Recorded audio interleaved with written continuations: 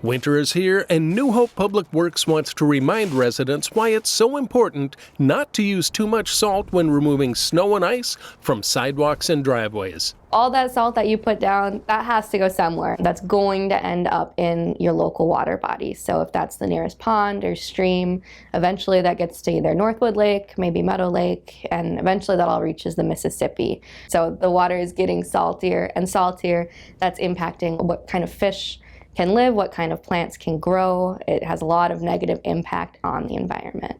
So keep in mind the 4 S's when it comes to snow and ice removal, which is shovel, select, scatter, and sweep. If you can shovel, shovel. That's going to be the most effective way to get rid of that snow. If you are going to need to use salt, make sure you select the right product. Read the bag. Some salt will only work down to certain temperatures. So make sure you're selecting the right product. Once you've selected it, make sure you scatter those grains really far apart. You really only need a small cupful of salt for a very large area of treatment.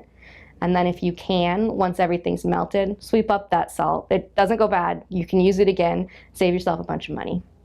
Public Works also wants to remind residents who have sidewalks on their property to clear them quickly after the snow stops. Our city ordinance states you've got 24 hours after the snow stops falling to get those sidewalks cleared. We get a lot of calls from people rightly complaining, have to get to the bus or get to work, that they can't walk on the sidewalks after a snowstorm. For information about snow and ice removal, visit newhopemn.gov/snow. And for information on smart salt usage, go to saltsmart.info.